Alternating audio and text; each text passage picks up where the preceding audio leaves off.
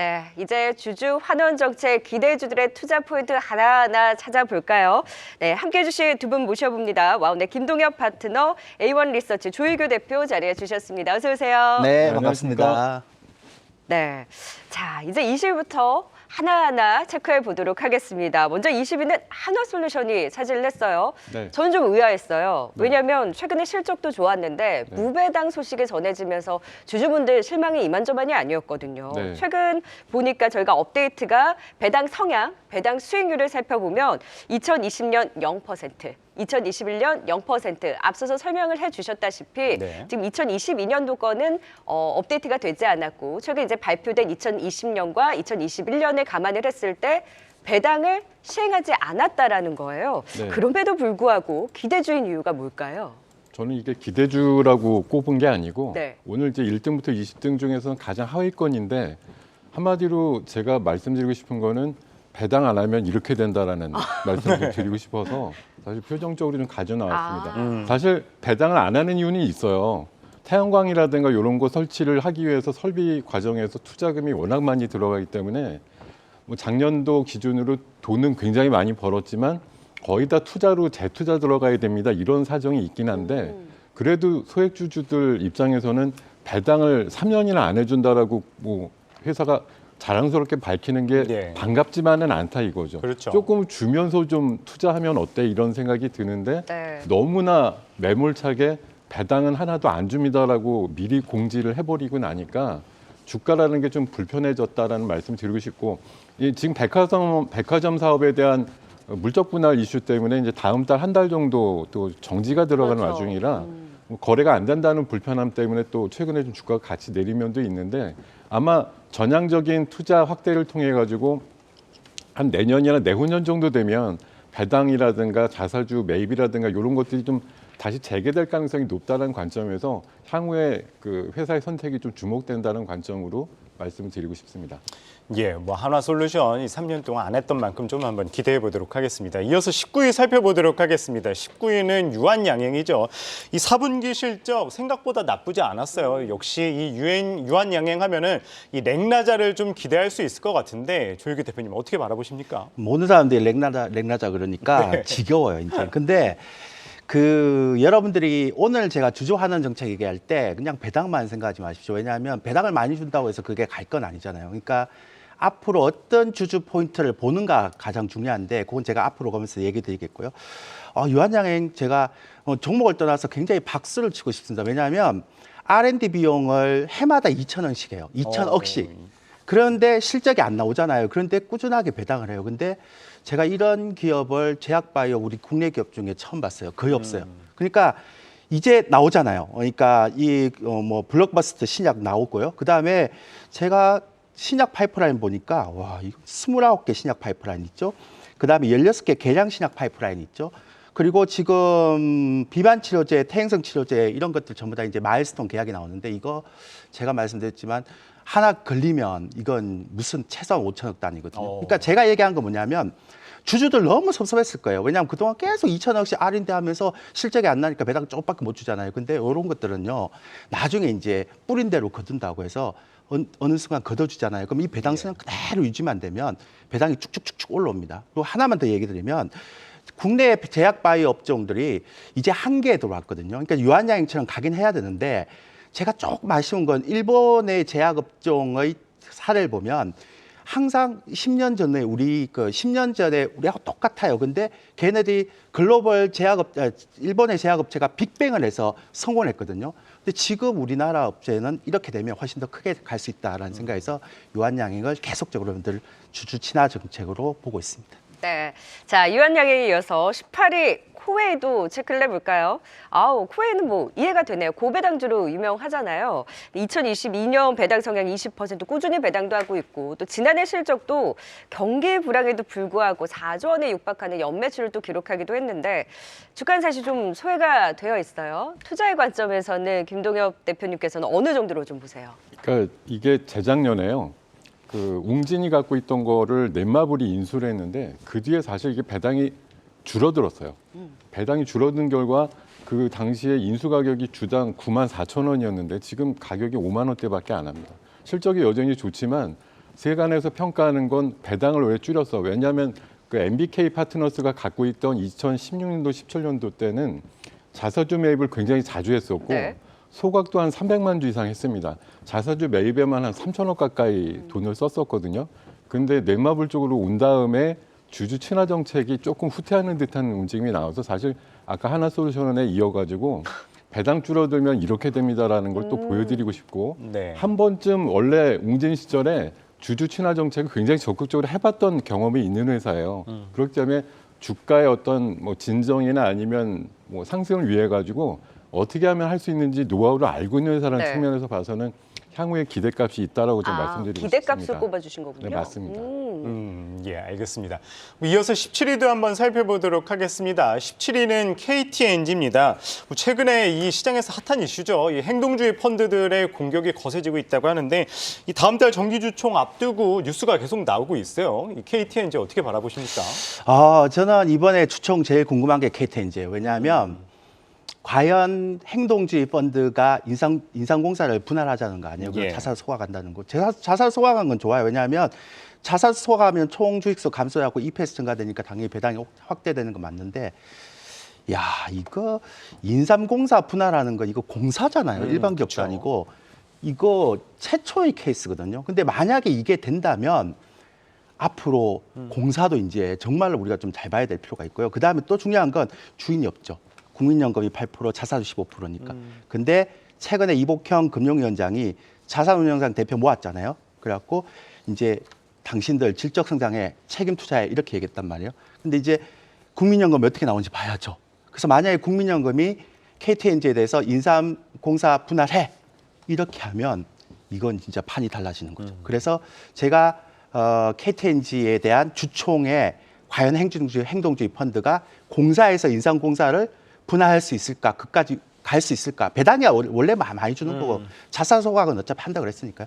그게 지금 관전 포인트라고 생각합니다. 네, 뭐 배당 성향도 높고 지금 행동주의 펀드의 이런 행동의 움직임에 대해서 조금 주목하고 있는 만큼 정기주총 KTNG 지켜보도록 하겠습니다.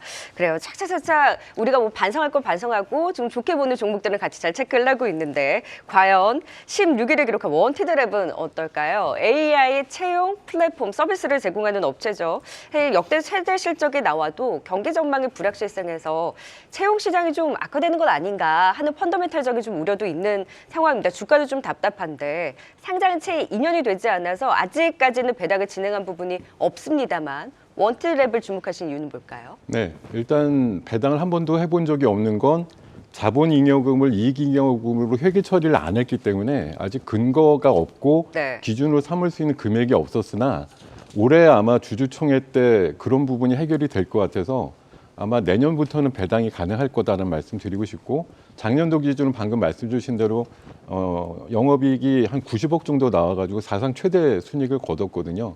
최근에 AI자 붙으면 뭐든지 좋아 뭐 이런 상황이 있잖아요. AI 기법을 통해 가지고 1:1 매칭으로 투자 그 채용 관련된 사람들 회사와 연결시켜주는 개념이고 제가 알고 있기로는 작년도 한 재작년도보다도 한 명 소개해줬을 때 받는 피라고 하죠. 그게 훨씬 좀 높아졌다라고 해요, 단가가. 그래서 지금 채용 시장이 물론 불투명하다는 얘기들도 있습니다만 객단가가 올라가고 있기 때문에 비슷한 수준의 숫자만 나오더라도 실적은 올해 더 개선이 될 거라는 말씀드리고요.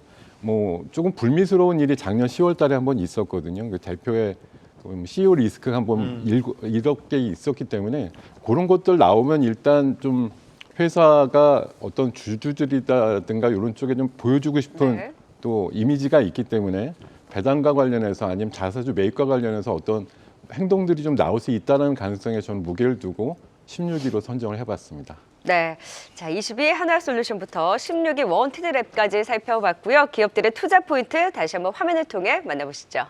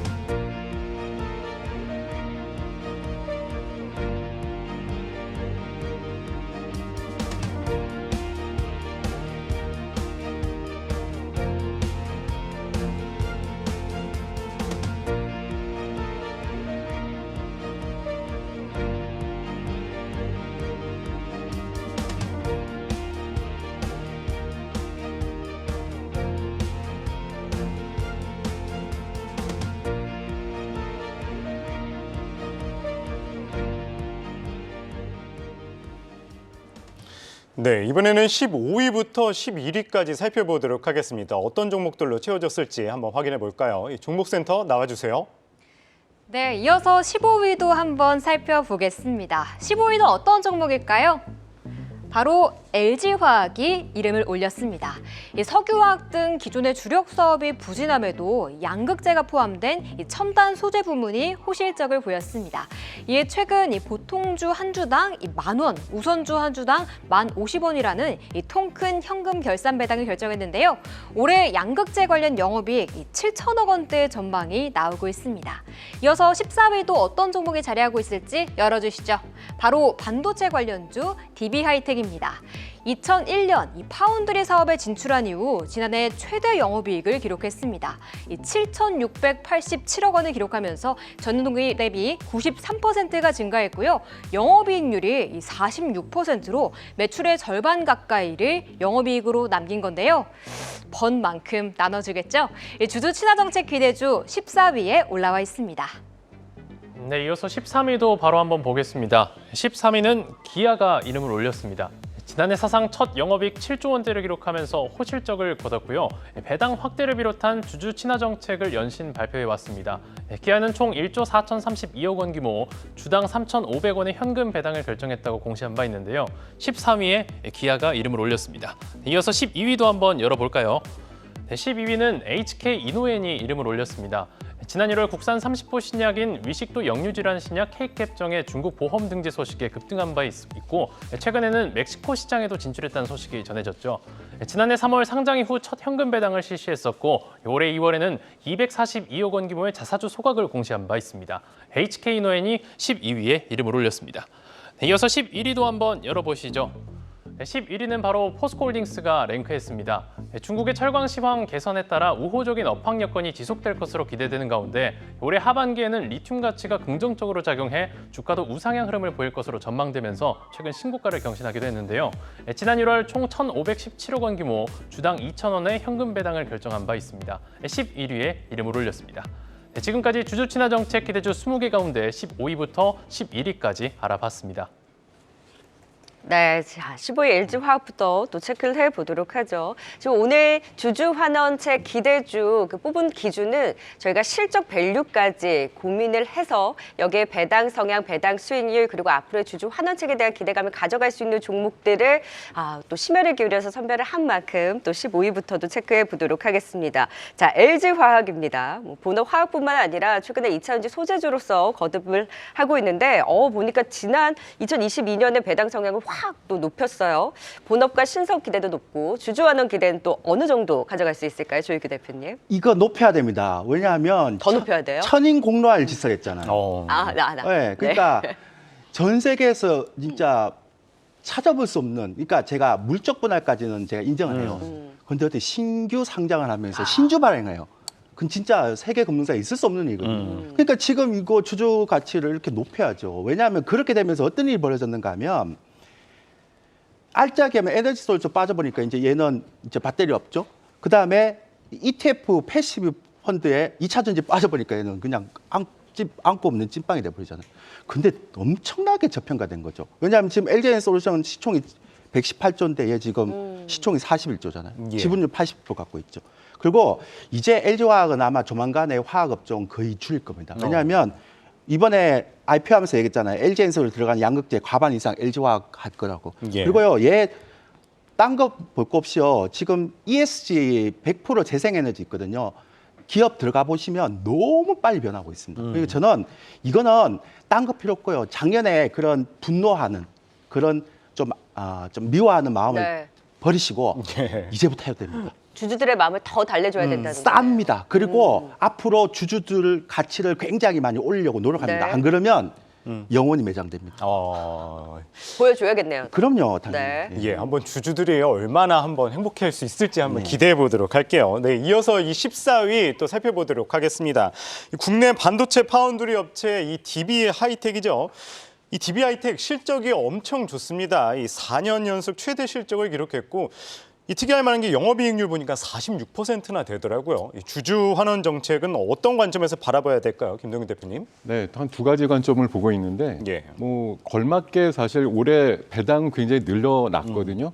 영업이익도 많이 났고 했는데 실제 순이익이 한 5천억대 나왔는데 그거에 한 10분의 1 정도를 배당으로 쓴다고 얼마 전에 발표를 해가지고 배당 성향이 굉장히 높은 기업 중에 하나로 됐고 원래 한 450원 재작년에 주던 걸 1,300원 주니까 상당히 배당을 많이 주는 식으로 전환이 됐는데 문제는 최근에 이제 반도체 업황도 좀 부진했지만 동사가 최근에 작년 5월달에 공정위로부터 지주회사 전환을 그 요청을 좀 받았다가 약간 꼼수식으로 좀 대응이 돼가지고 물적 분할을 갑자기 발표를 우리 방금 대표님께서 천인 공노할 물적 분할을 발표하면서 이게 소액주주들하고 약간 감정 싸움이 붙으면서 주가가 또 엄청나게 좀 내려왔습니다. 변동성 그러다 보니까 이 회사가 지주사 전환을 안 해도 되는 정도로 가치가 좀 낮아지게 됐어요. 그렇게 돼서 회사 입장에서는 일간 대주주 입장에서는 다행이지만 소액주주분들한테는 이렇게 실적 좋은 회사가 가격이 이거밖에 안 되다니 뭐 이런 상황이 된 거고요. 최근에 소액주주 연대가 또 출범을 해가지고 다음 달 주총 때 한번 보자 지금 굉장히 벼르고 계시더라고요. 시가총액 제가 소액주주 연대 그 발송문을 한번 보니까 지금 시총이 2조인데 시총 10조를 목표로 해가지고 회사에다 강하게 자사주 매입이라든가 배당을 강력하게 요구하자 뭐 이런 것들에 대한 결의가 좀 있었기 때문에 다음 달 주총 시즌 앞두고 회사에서도 좀 신경을 써줘야 될 부분이 아닌가 생각이 들기 때문에 지금 낙폭 과대도 있었고 실적 대비해서 그리고 올해 실적 조금 부진해진다고 치지만 삼성전자 대비해 보면 삼성전자 올해 실적 베이스로 보면 퍼가 한 20배가 넘거든요.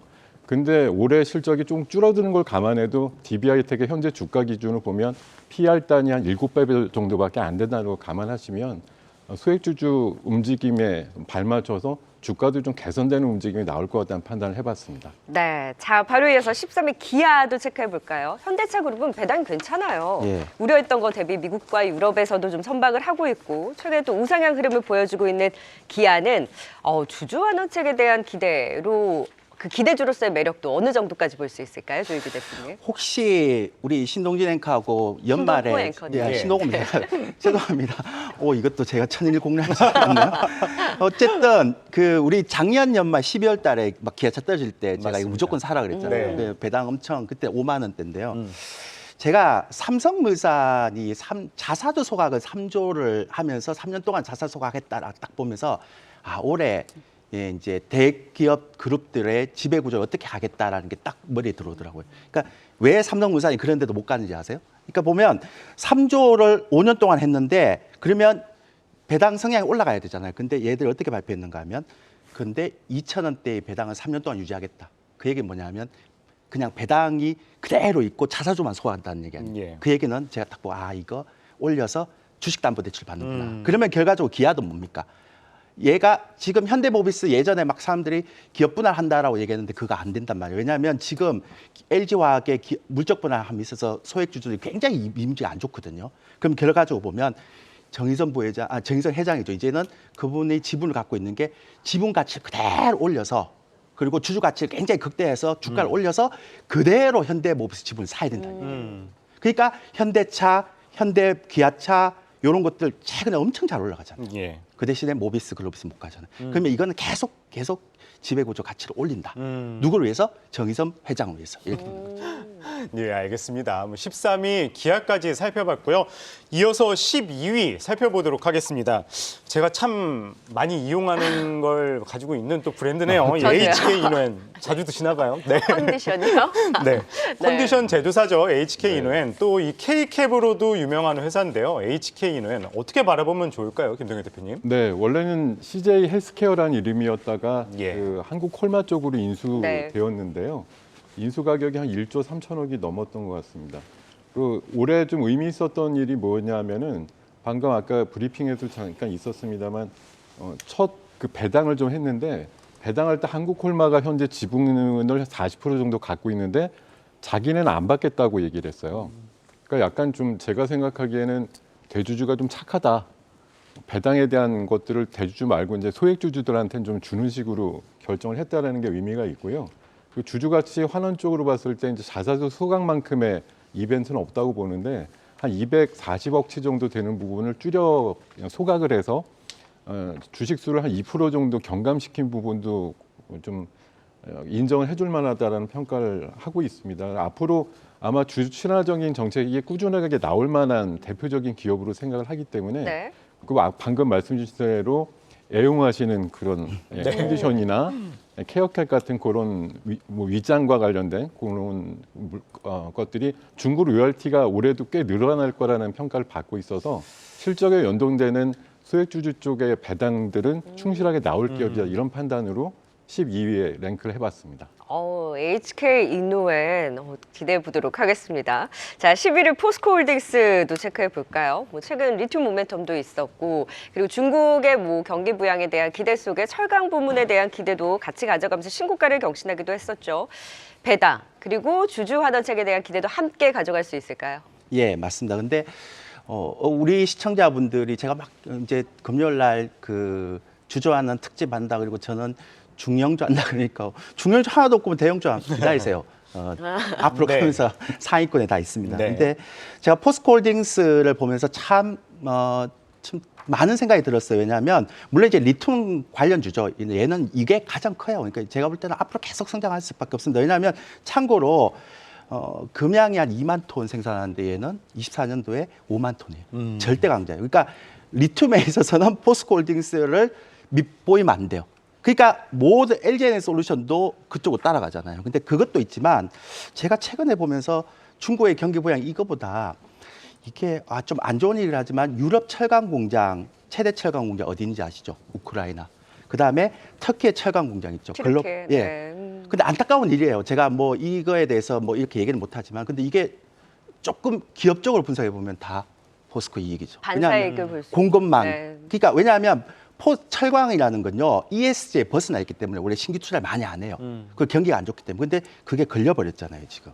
그래서 이런 부분도 같이 있고 뭐니 해도 리튬이기 때문에 계속적으로 이건 관심 있게 보십시오. 네. 주주 가치가 계속 올라갈 겁니다. 네, 자, 지금 15위 LG화학부터 11위 포스코홀딩스까지 살펴봤고요. 투자 포인트 화면을 통해 다시 한번 확인해 보시죠.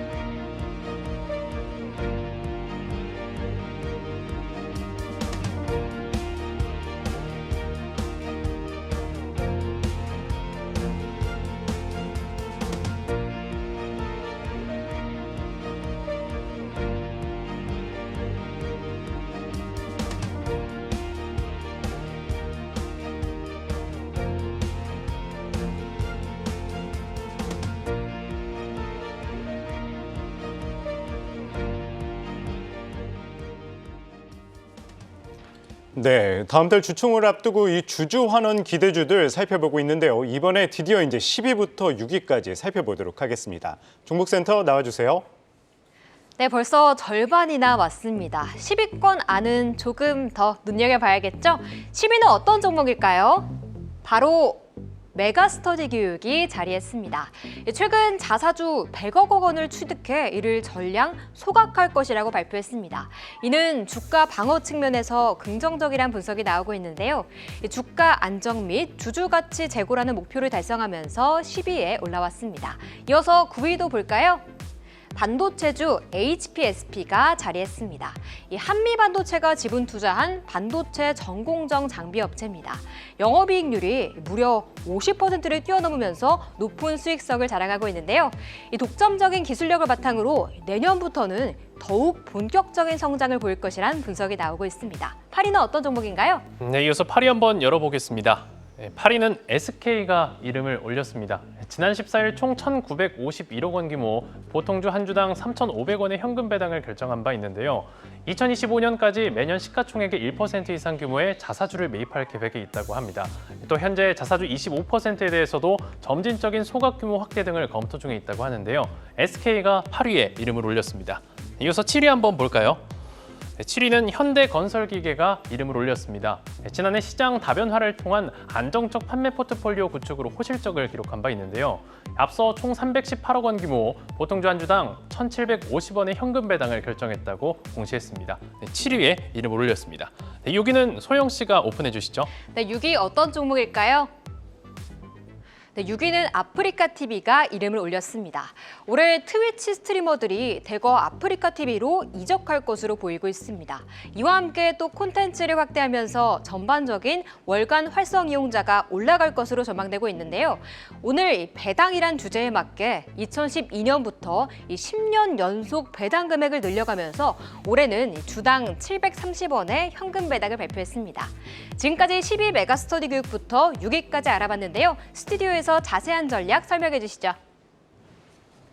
네, 자 10위 메가스터디 교육 체크해 볼까요? 교육주도 지금 배당 기대 높거든요. 메가스터디 교육도 전일 자사주 매입 소식까지 전해지면서 반등 시동을 걸었는데 투자 포인트 좀 잡아볼까요, 김도욱 소장님? 네, 방금 브리핑 해주신 대로 100억 정도의 자사주 매입과 또 소각까지 같이 겸비해서 공시를 그저께부로 했습니다. 그러니까 어떻게 보면 이 종목은 그동안 좀 가격적으로 약간 조정을 받았는데 공교롭게도 그 공시가 나온 뒤로부터 약 이틀 정도 강한 흐름을 튀고 있기 때문에 역시 주주환원 정책을 위해서 이런 식의 공시를 내는 것들이 시장에 어떤 영향을 미치는지 부분들을 바로 좀 보여주는 회사다라는 말씀을 드리고 싶고요. 해연금 배당도 2,100원 정도 결정을 해서 전체 배당 금액이 약 250억 원에 가까운 금액이고 배당 성향으로 봤을 때도 약 24%급 정도 되기 때문에 상당히 높은 배당을 하고 있다라고 보고요. 당연히 올해 매출과 순이익을 또 연동해서 내년 배당을 추산할 수 있을 것인데 올해도 매출액이 거의 한 1조 원에 육박하는 매출이 나올 것으로 보이고 영업이익도 작년 대비해서 한 20여 프로 늘어나서 1,600억 원대 찍을 걸로 보이는 만큼 올해도 내년에 기대할 수 있는 추가 배당이나 자사주 매입과 관련된 계획들이 발표될 가능성이 높은 기업이다라는 관점에서 10등에 랭크를 해봤습니다. 네, 교육 관련주 이 메가스터디 교육까지 살펴봤습니다. 이어서 9위 살펴보도록 하겠습니다. 9위는 HPSP입니다. 이 반도체 장비 회사인데 이 살펴보니까 배당 성향이나 수익률이 뭐 그렇게 높지 않은데 이 9위로 선정하신 이유가 어떻게 되나요? 그래서 이제 제가 중소형자 하면 저희 뇌피셜인데 분석이 깔리면 뇌피셜에 들어간다고 했잖아요. 그러니까 지금까지는 뻔한 분석이잖아요. 예. 그러니까 지금부터는 여러분들이 조금 눈여겨봐야 됩니다. 제가요 이 종목 조금 더 쓸게요. 시간 다음 종목 좀 덜 쓰고 그렇게 예. 할게요. 네. 그냥 편하게 말씀해 주세요. 동의하시는 걸로 제가 네네. 하겠습니다. 이 기업 있잖아요. 제가 기업의 분석에 대한 것들 저한테 듣지 말고 뭐 이렇게 포털에 가면 다 나옵니다. 그러니까 제가 딱 얘기만 할게요. 이게 올해 단일 상품을 가지고 있다는 게 리스크거든요. 그리고 또 하나는 그 고압에 대한 부분들이 있어서 이것들에 대한 특허가 만료돼요. 근데 그거는 리스크 하나도 아닙니다. 왜냐하면 시장 진입 장벽이 너무 높습니다. 그러니까 이거는 온도에 대한 부분이기 때문에 못 들어옵니다. 그래서 제가 조사해 보니까요, 얘는 거의 파운드리, 그러니까 스램 반도체 쪽에 거의 다 매출이 들어가고 있고요. 그 다음에 미세 공정 가면 갈수록 더 좋아집니다. 근데 제가 오늘 얘기하는 게 이게 아니에요. 뭐 영업이익도 뭐 매출액이 1,593억이고 영업이익이 852억에서 뭐 53%, 어떻게 제조업이 53%, 바이오나 게임, 반도체 장비에서 딱 두 개밖에 없거든요. 넥스틴하고 얘하고. 그 다음에 나머지는 뭐 있다 하더라도 그냥 무시할 정도인데 제가 눈여겨보는 건 뭐냐면 얘 1대 주주가요. 사모투자조합 펀드예요. 40%예요. 그리고 2대 주주가 한미반도체하고 한미반도체 부회장이 갖고 있어요. 10.21. 그럼 합하면 20%예요. 대주주 지분이 거의 없어요. 근데 제가 되게 좀 이게 HP 그룹도 있었는데 이게 빠져나갔는데요. 만약에 예를 들어서요. 이렇게 좋은 기업이 한미반도체가 지분을 갖고 있잖아요. 근데 만약에 지금 1월 16일부로 보유해서 풀렸어요. 그럼 사모펀드는 어쨌든 물량을 틀어야 되는데 이 많은 물량은 못 틀죠. 근데 얘네들은 사모펀드는 이익만 내면 끝나잖아요. 이익 많이 났어요. 그죠? 그럼 얘네들이 만약에 블럭딜을 한다. 근데 만약에 그 대상이 또 다른 반도체 기업이 들어왔다. 이러면 제2의 SM의 카카오하고 하이브가 됩니다. 그러면 제가 얘기하는 건 아직은 그게 일어나지 않았던 거죠. 예. 근데 이렇게 매력적인 기업이 만약에 그런 현상이 일어나게 되면 어떤 일이 벌어질까요? 그것만 여러분들이 잘 체크하시면 됩니다. 됐나요? 예. 조피셜인가요? 조피셜인데 근데 좀 여의도에 아시는 분은 좀 알더라고요. 그런 시나리오를 또 눈여겨 지켜보면서 어차피 일대 주주가 네. 사모펀드이기 때문에 네. 얘는 경영권 관심 없잖아요. 수익만 내면 되니까. 네. 네. HPSP 네, 기대를 걸면서 지켜보도록 하겠습니다. 자, 8위 SK입니다. 지주사에서 나왔네요. 이제 투자 전문 지주사로서 최근 지난해 배당금을 포함해서 5천억 원 가까운 규모의 주주환원 정책을 시행하기로 했다고 하는데 주가는 계속 뚝뚝뚝뚝 떨어지고 있다는 말이죠. 네. 그럼 어떤 대응이 필요할까요? 아니 이거 진짜 발표한 내용들을 좀 지켰으면 좋겠는데 1년 전에 그 3년 동안 어떻게 할지에 대해서 굉장히 종합적으로 엄청나게 자랑스럽게 발표를 했거든요. 그때 목표로 했던 내후년 멀지도 않아요. 2년밖에 안 남았는데 네. 시가총액 200조를 만들고 140조를 만들고 가격적으로 봤을 때 주가를 200만 원 만든다고 목표를 해놨었습니다. 사실 그거 이상의 주주환원 정책은 없겠죠. 근데 가격은 1년 사이에 뚝뚝 떨어졌고 심지어 배당도 재작년에는 8천 원 정도 해주던 게 올해는 중간 배당까지 합쳐가지고 5천 원 정도로 줄었거든요. 그러니까 이게 뭐 하는 거지라는 생각이 들고 그때 발표한 분들 지금 목이 제대로 있을지 모르겠습니다. 어찌됐든 뭐 발표한 내용을 지키기 위해서는 지금 해야 될 일이 너무나 많거든요. 지금 현재 가장 강점이자 약점이 뭐냐면 자사주를 엄청나게 갖고 있다는 거예요. 거의 한 25% 정도를 갖고 있는데 뭐 얼마 전에 발표했던 삼성물산의 예처럼 3년 정도에 걸쳐서 거의 다 소각할게요. 이렇게 하면 이제 주가의 대반전이 있을 것 같은데 쉽지 않은 결정이겠습니다만 여러 가지 좀 뭐 이미지 제고를 위해서도 전략적인 접근이라든가 자사주 소각에 대한 어떤 결단이 좀 내려지지 않을까 하는 관점. 그게 아니면 지금 주가를 부흥시킬 수 있는 투자가 물론 잘 돼서 엑시트가 잘 되고 이익단이 많이 늘어나고 관계사들의 이익이 같이 평가를 받으면 당연히 올라가는 순이익에 맞춰가지고 배당도 커지겠습니다만 그런 아주 순차적인 걸 기대한다기보다는 충격을 한번 줘야 된다는 관점에서는 대규모의 자사주 소각이 분명히 따라올 거다라는 그런 뇌피셜을 갖고 한번 대응을 하셨으면 좋겠다는 말씀드리겠습니다. 네. 예. 알겠습니다. 뭐 자사주 소각 한번 진짜 하는지 지켜보도록 하겠습니다. 이어서 7위 살펴보도록 하겠습니다. 이 7위는 현대건설기계입니다. 뭐 지난해 이제 실적 개선 속에서도 올해 업황도 좀 긍정적이다 이런 분석 나오고 있는데 조유기 대표님 현대건설기계는 좀 어떻게 바라봐야 되나요? 그 전에 뭐 채팅방 보니까 방금 HPSP 뭐 보니까 뭐 예상으로 얘기하냐 뭐 이런 얘기 하시는데 뭐 본전이 아닙니까? 왜냐하면 이렇게 그쵸? 좋은 기업이 이렇게 싸면 외국인들요 이거 작년하고 올해 50만 주 샀습니다. 네. 하나도 안 팔고. 그러니까 영업이 이렇게 나오면 그렇게 되고 만약에 공부를 해보세요. 그러니까 여러분들이 그냥 얘기를 하지 마시고. 그러니까 유력한 가능성에 대해서 이제 네, 말씀해 그러니까 주신 거죠. 그러니까 막 채팅장에서 막 그렇게 얘기하지 말고 진짜 프로들은요. 저 얘기 듣고 저거 한번 공부해봐야겠다 이렇게 하지 그런 얘기 안 하거든요. 그러니까 제가 화난 거 아닙니다.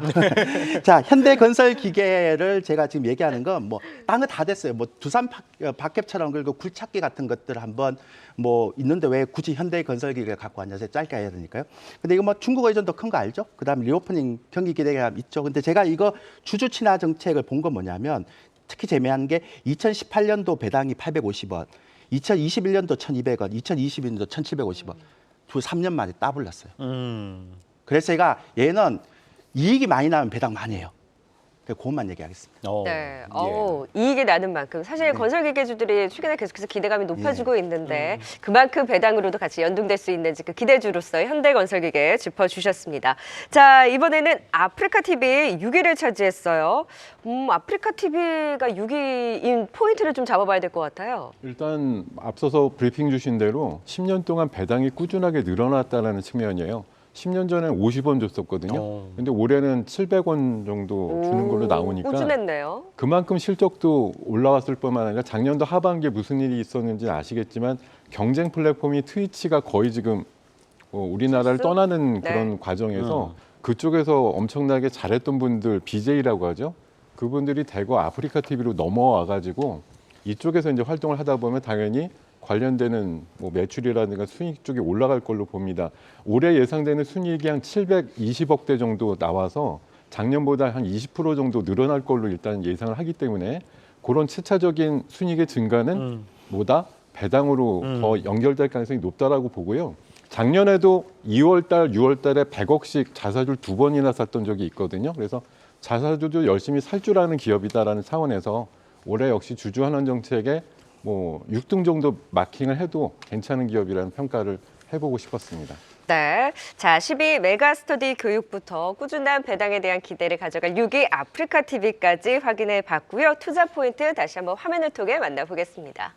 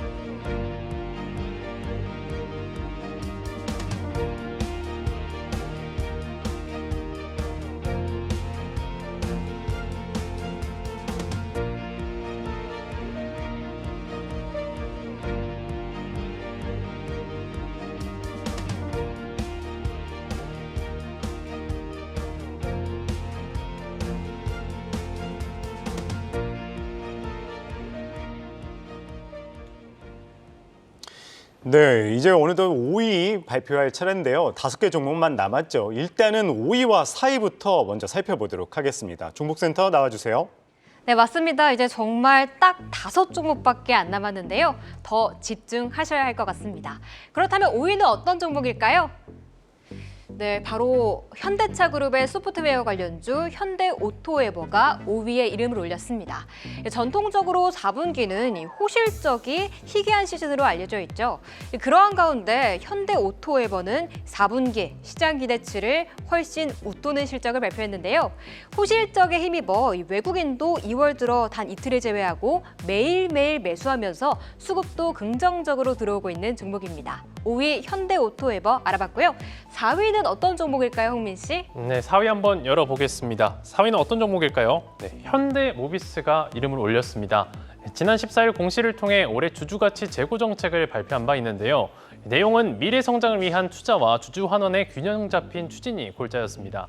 현대모비스는 보통주 한 주에 3,000원, 우선주 한 주에 3,050원의 현금 배당, 결산 배당을 결정했다는 공시를 했는데요. 4위에 이름을 올렸습니다. 네, 5위와 4위 한번 알아봤습니다.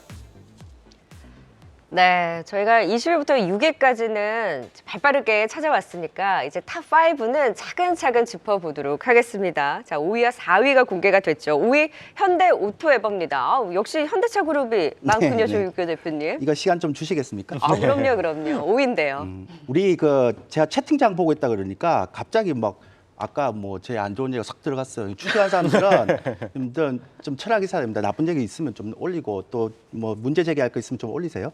자, 현대오토에버가 제가 가져온 이유는 제가 이거 기업 분석하면서 정말 놀랐던 게 딱 3가지인데요. 최근에 로봇주 관련해서 굉장히 많이 떴잖아요.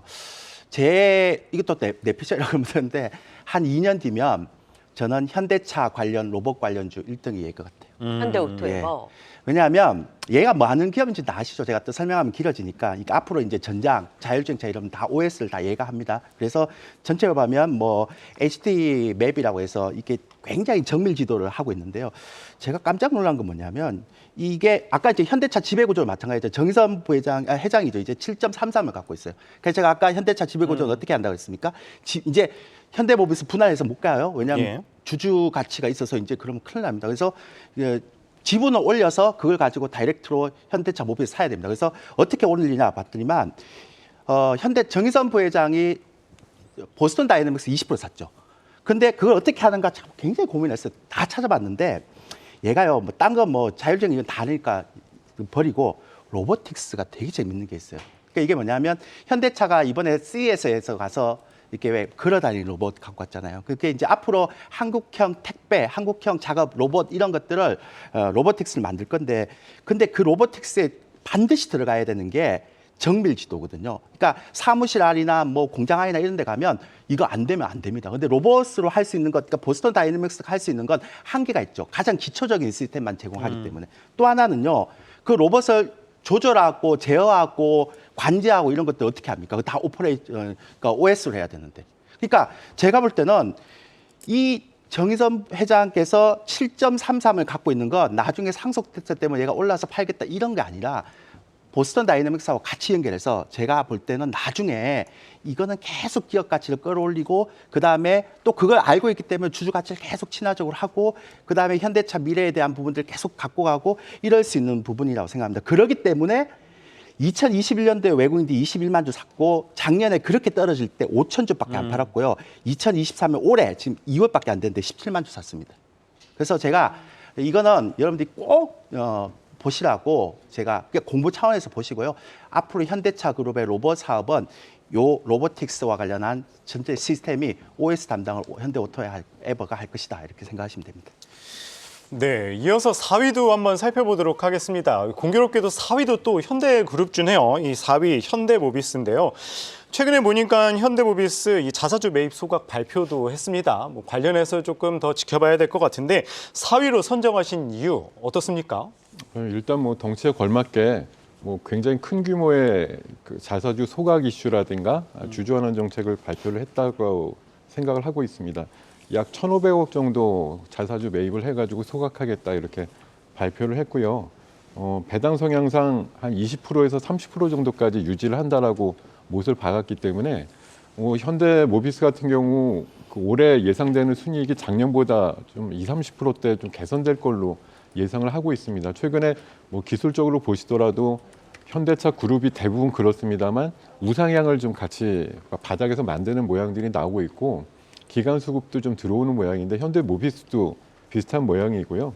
자사주 소각이라든가 배당 같은 거 감안해 보면 올해 실적을 기반으로 내년도 예상되는 그 주주 환원책 금액이 대충 5천억에서 한 6천억 정도 되기 때문에 상당히 많은 부분을 그쪽에 이용을 하고 있다는 관점을 보셨으면 좋겠는데 이마저도 그 비교할 수 있는 현대나 기아차가 현재 그 주주 환원 수익률이라고 표현할 때 보통 한 5%에서 6% 정도 되거든요. 예. 근데 동사는 3%대 정도밖에 안 됩니다. 그래서 추가적으로 좀 키 맞추기를 할 수 있는 부분들이 있다라고 생각하기 때문에 현대모비스 아마 현대차나 기아차 수준만큼 높이게 되면 훨씬 더 배당이나 아니면 자사주 소각률이 올라갈 수 있다는 관점으로 보셨으면 하는 관점에서 네. 4등으로 말씀을 드리겠습니다. 자, 3위는 삼성 엔지니어링. 오, 삼성 엔지니어링 최근 이제 업데이트가 된 2020년, 2021년까지는 배당을 시행을 하지 않았습니다만 실적도 워낙 좋았고 해외 수주 기대감도 계속해서 나오고 있고 이제 배당에 대한 기대감도 가져볼 수 있을까요, 조일규 대표님? 저는 이런 거 되게 좋아합니다. 배당 없던 기업들이 배당하기 시작하면 그때가 시작이거든요. 제가 삼성 엔지니어링이라는 종목을 3년 전부터 추적 관찰하고 기업 분석하고 탐방하고 다 했습니다. 제가 딴 거 얘기할 거 없고요. 이 삼성 엔지니어링 수급을 보면 2017년 외국인들이 3,300억, 그다음 2018년 4,100억, 2019년 2,100억, 2020년 코로나 때 2,700억 팔고요. 그다음에 21년 3,800억, 22년 3,000억. 1조 샀습니다. 그 왜 사는지 제가 물어봤어요. 도대체 왜? 아니 그것 전에 작년에 영업이익률이요. 그 2021년 6% 찍고 작년 2022년 6% 찍었습니다. 뭐 이렇게 6%가 좋은 거야? 아니에요. 지금 글로벌 플랜트 기업들이 다 철수했어요. 국내도 다 철수했어요. 그러니까 거의 망했어요. 제가 이거 봤는데 2023년부터 시작해서요. 일본, 유럽 경쟁자들 다 탈락했어요. 독보예요. 이제 하나 남았어요.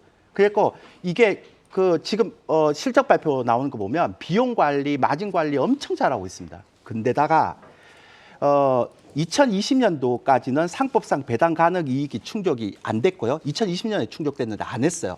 투자한다고 미뤘고 계속 쌓았어요. 근데 올해 국민연금이 그동안 단순 투자였다가 투자 목적을 일반 투자로 바꿨어요. 그 무슨 얘기인가 하면 단순 투자를 하면 의결권, 신주인수권밖에 토치 안 되는데 일반 투자로 가면 배당 확대 요구할 수 있고요. 임원 보수 산정할 수 있고 임원 해임 추구할 수 있습니다. 그러니까 국민연금이 이걸 바꿨다라는 얘기는 이게 이제 앞으로 계속적으로 실적이 올라가면 제일 먼저 국민연금이 뭐 하겠습니까? 배당해라, 많이 해라, 자사 소각해 이렇게 하겠죠. 그러니까 이런 기업들이 지금처럼 불경기인 기업들이 플랜트 기업에서 이렇게 경쟁력 끌고 그 코스트하고 이익률을 잘 관리하는 기업은 또 없어요. 특히나 네옴시티 있죠. 그러니까 제가 볼 때는 미국 쪽은 안 들어옵니다. 이쪽 중동 쪽으로는 자기 쪽도 많으니까. 그래서 요거는요 제가 앞으로 계속 지켜보세요. 제가 여담으로 한 2년 전부터 1년 전부터 그리고 작년에도요 그냥 자식들한테 물려줄 주식 어. 이렇게 공개적으로 얘기하고 합니다. 네. 네, 뭐 삼성 엔지니어링 자식들한테 물려줘도 될 주식이라고 말씀을 하셨어요. 뭐 실적도 20년 만에 최대 실적이라고 그러는데 한번 기대해 보도록 하겠습니다. 네. 네, 이어서 2위도 살펴보도록 하겠습니다. 2위는 고영입니다. 고영.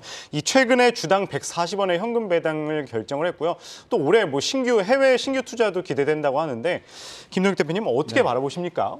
네, 일단은 고영이라고 하는 회사가 갖고 있는 자체 강점이 굉장히 좀 주목을 할 만하다고 생각이 드는데 3D 검사 장비 관련해서 독보적인 기술력을 갖고 있다고 자천타천으로 기대되는 기업이기도 하고요.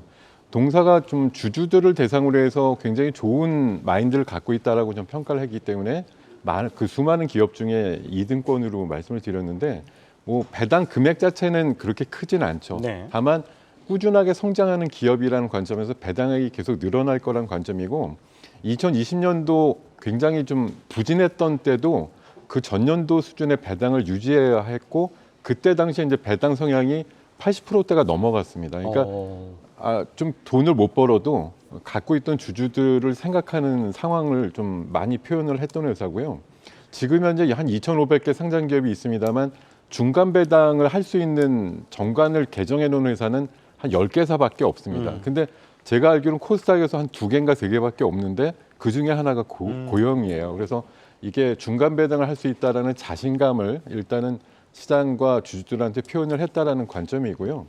아무래도 동사가 또 갖고 있는 유보율, 현금성 자산이 무려 한 5,000%에 가깝습니다. 그러니까 현금으로 계산해 보면 약 3천억 정도 되는 현금성 자산을 갖고 있기 때문에 충분히 배당을 위한 여력들이 있다라는 관점에서 일단은 로봇과 좀 유사한 개념으로 볼 수 있는 업황의 실적의 호전 가능성 그리고 주주에 대한 기본적인 마인드가 굉장히 긍정적이다라는 거 그리고 중간 배당을 할 수 있는 체계를 만들었다라는 거 그런 관점에서 투자를 좀 결정하시면 좋을 것 같습니다. 고영을 정말 오랜만에 들어보는 것 같아요. 그러신가요? 네, 이렇게 주주 친화적인 앞으로의 그 흐름을 좀 기대를 해보자. 또 대망의 2위를 고영이 차지했습니다. 자, 두구두구 1위는 클래시스가 차지를 했습니다. 아니 클래시스? 유용미 캐스터가 슈링크를 했으면 주가가 더 갔었을 수도 있었을 것 같아요. 아니 지금 클래시스가 어떻게 1위일까 궁금하신 분들이 많으실 것 같은데 클래시스는 원래 기본적으로도 이제 주가의 흐름도 괜찮았고 여기에 이제 주주 친화적인 움직임 어떤 부분에 더 주목하시나요? 제가 이제 항상 얘기하지만 좀 감춰진 부분을 제가 찾겠다 그랬잖아요. 아까 남자 MC가 저는 안 했다 그러는데 그렇게 안 했다 그러는 사람들이 꼭 해요. 그러니까 저도 한번 해봐야겠네요. 예, 요즘 근데 그 전에요. 제가 하나만 얘기 드릴게요. 2월 1일부터 2월 23일까지 지금 개인들의 신용 잔고가 1조 4천억이에요. 최근에 2년 동안 가장 많이 올랐어요. 이거 좀 걱정됩니다. 그러니까 앞으로 여러분들 매매하실 때 좀 추격 매수하지 마십시오. 이 신용융자가 1조 4천억 단기에 18거래일 동안 이렇게 올라온 건 최근 3년 동안 한 번도 없었습니다. 기억하시고요. 자, 클래시스는 제가 왜 보는가 하면 오스템 임플란트 사례처럼 보는 거예요. 그러니까 이 오스템 임플란트도 가장 문제가 뭐예요? CEO 리스크잖아요. 네. 그렇죠. 그거를 행동주의 펀드가 바꿨잖아요. 그래서 오스템 임플란트하고 이제 제가 기업 설명은 제가 안 하고 근데 정성재 대표가 그 지분을 그 있을 때 정말로 이렇게 많이 많았거든요. 그 지분을 베인 캐피탈로 넘겼어요. 네. 61%. 이거 아시죠? 예.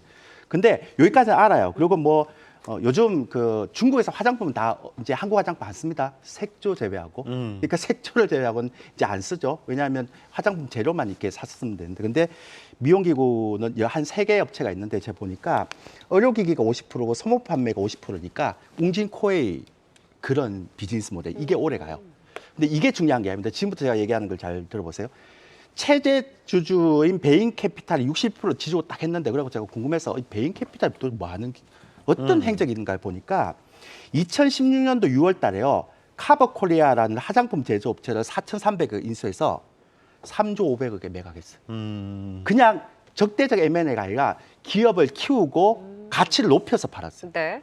자, 2017년도 4월 달에요. 휴젤이라는 기업 있죠. 우리 보톡스 만든 기업. 그렇죠. 걔 9,274억에 매수해서 1조 5천억에 팔았어요. 가치를 키웠어. 네. 근데 2022년 1월 달에 원래 정성재 대표 이렇게 하면 정 대표가 있을 때는 이 오너 리스크가 너무 많았거든요. 그래서 주가 못 갔어요. 근데 완전히 베인 캐피탈이 넘어갔는데 이게 6,700억의 매수가 됐어요. 근데 지금 어제로 7,200억이에요, 시가총액이. 근데 지금 얘네들 뭐라고 얘기하는가 하면 이제 아마 이제 몸값을 높여서 M&A 하겠죠. 그건 지금까지 보면 최소 70에서 100% 아닙니까? 근데 중국에서 화장품 힘들다. 미용기기 다르다. 그래서 미용기기는 중국 사람들이 아직 자국의 미용기기 쓰지 않는다. 그리고 미국도 굉장히 많이 열려 있다. 그래서 나는 이 기업을 지분을 인수했다 이렇게 해요. 그러면 아무런 그 지금까지의 히스토리가 없으면 우리가 안 봐도 되잖아요. 히스토리가 너무 이쁩니다. 그래서 저는 베인캐피탈이 과연 클래시스를 어떤 식으로 주식 가치를 높이고 기업 가치를 높여서 다시 되파는지를 꼭 지켜보고 싶어서 이 일도 네. 가져왔습니다. 이 보니까 이 베인캐피탈 최대 주주 변경된 게 한 1년 정도 네, 됐더라고요. 작년 1월 달. 네, 그러면은 올해 그럼 확실히 좀 기대해 볼 만하다고 볼 수 있어요. 보통은 한 2, 3년 걸리더라고요. 그래서 꾸준한 가치를 키워나가는 그 움직임에 좀 주목을 하자. 또 하나 네. 최근에 AI나 그게 있는데요. 지금 월스트리트에 들린 얘기가 조지 소로스, 레이 달리오, 제프 베이조스 이런 사람들이 AI를 안 사고 헬스케어 기업이 좀 계속 늘리고 있다는 얘기 나오죠. 네. 이것도 굉장히 좀 특이한 부분이죠. 자, 그래서 대망의 1위 클래시스의 투자 포인트까지 잡아봤습니다. 이제 정계 주총 시즌을 앞두고 저희가 이제 주주 친화적인 앞으로의 기대감을 가져갈 수 있는 종목들 중심으로 꾸준히 뭐 배당을 했던 기업뿐만이 아니라 앞으로 배당이 기대되는 종목들까지 다양하게 또 선별을 해봤습니다. 김동엽 대표님께서는 클래시스 같이 동의하세요?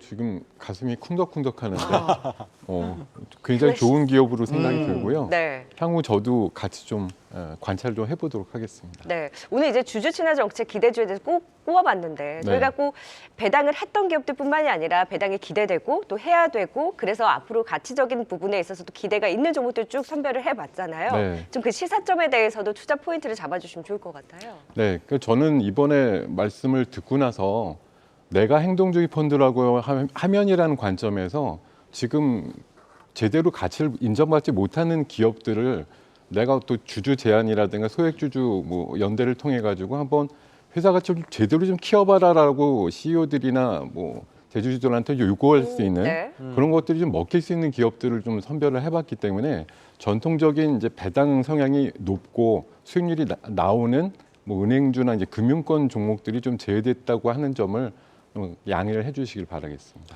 네, 그렇다면 조희교 대표님도 한 말씀 저는 부탁드릴게요. 이게 대한민국은 이거 주주 친화 안 되면 계속 디스카운트예요. 옛날에는 북한 리스크지만 지금은 주주 가치 리스크거든요. 근데 제가 뭐 좀 대형주 쪽은 다 아는 내용을 했고요. 이게 좀 중소형주는 네. 그냥 제대로 얘기했잖아요. 그러니까 아까 뭐 내피셜이다, 뭐 네가 뭐 업무라 이렇게 하지 말고 제발 좀 공부 좀 해보세요. 그러니까 채팅창에 뭐 개그맨 조일교인데 개그맨 맞습니다. 그러니까 그렇게 제가 개그맨 인정할 테니까 공부 좀 하시고 그리고 가능성을 좀 보고 하십시오. 네. 뭐 이렇게 처음부터 이렇게 마음의 문을 닫을 필요 없지 않습니까? 네. 주식하시는 분이. 그렇죠. 그래서 앞으로의 그 가능성에 대한 기대감까지도 더해진 앞서 중소형주 뭐 HPSP뿐만이 아니라 지금 뭐 클래시스도 이런 앞으로의 가치 성장에 대한 기대감을 주주 환원 정책 기대주로 또 상위 종목들로 꼽아 주신 만큼 앞으로 투자하시는데 또 참고해 보시면 좋을 것 같습니다. 네, 저희 뭐 삼성 엔지니어링에서부터 또 1위 클래시스 탑 3위에 대한 종목들까지 확인해 봤고요. 투자하시는데 주주 환원 정책 기대주들 잘 또 지켜보시면 좋을 것 같습니다. 지금까지 와운의 김동엽 파트너 그리고 A1 리서치 조희교 대표 함께해 주셨습니다. 오랜 시간 고생 많이 하셨어요. 감사합니다. 고맙습니다. 네, 계속해서 5위부터 1위까지 기업들 다시 한번 투자 포인트 화면을 통해 확인하고 가겠습니다.